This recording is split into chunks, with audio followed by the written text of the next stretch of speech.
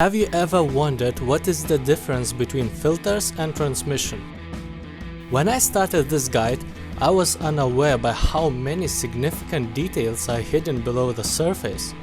I've done tests, recorded them, collected everything I was able to pick from the internet, and now presenting you Tank Modifications Guide. Game tells us that tracks increases maximum inclination and overall module strength. And module strength is really simple, just increases truck's health points, so you can soak up more damage before needing to repair.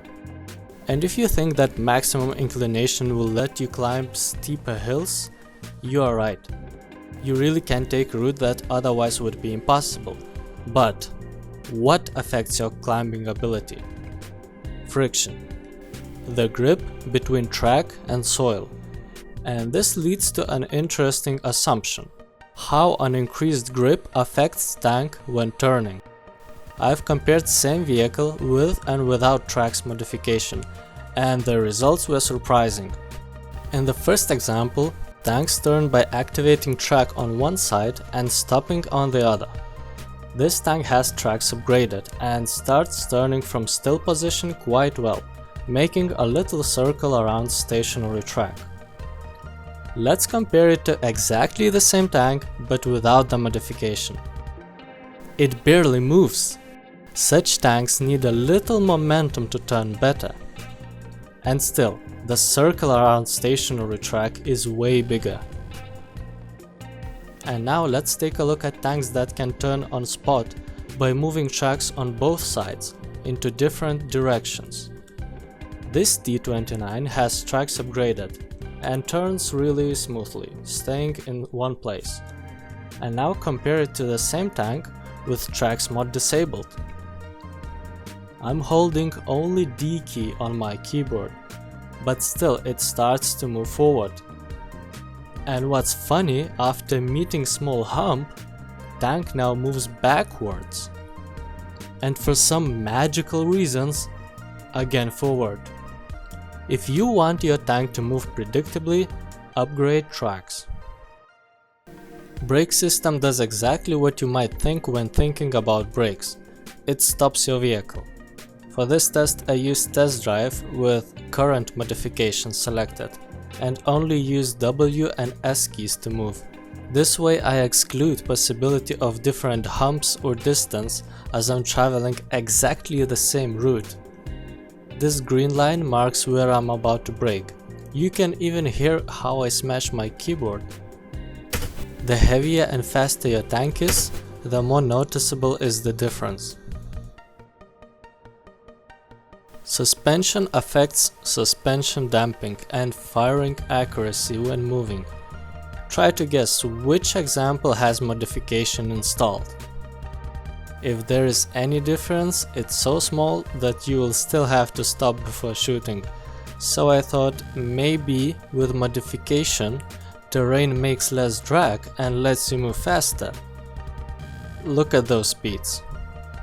Barely any difference again. If there is benefit of upgrading suspension, it's minimal. Filters, transmission, engine are all affecting acceleration and add additional horsepower. According to description, both filters and transmission are by half less effective than engine. So I tested that. Again, test drive, identical route, only W button in use. First drive without anything, vehicle reaches 40 km/h in about 11 seconds. Then it increases to 41, but doesn't grow anymore. Then we add filters and acceleration to 40 took only 10 seconds, plus the maximum speed can reach up to 42 now. Now let's compare filters versus transmission, which according to game stats adds similar bonuses, just transmission adds power to drive wheels. Same result. They are identical. How about both filters with transmission together versus the engine only? They both accelerate to 40 km/h per about 9 seconds. and maximum speed is now 44. Since engine and transmission cost the same, first researching engine is recommended. And now, just for comparison, stock and all three modifications at once. With everything unlocked, we reached 40 per 7.5 seconds, and maximum speed for this vehicle increased to 46 km per hour. Parts, a must-have modification for every tank, gives you opportunity to fix damaged modules. Tracks will repair no matter what, but without parts, other modules can be fixed only at friendly capture point. If enemies captured old points, you'll have to capture it first to be able to repair. Usually the first modification for every tank. Fire prevention equipment lets you put out fire. Once fire starts, you can press an extinguisher button manually, and few seconds later it's done. But for those few seconds you cannot do any other actions.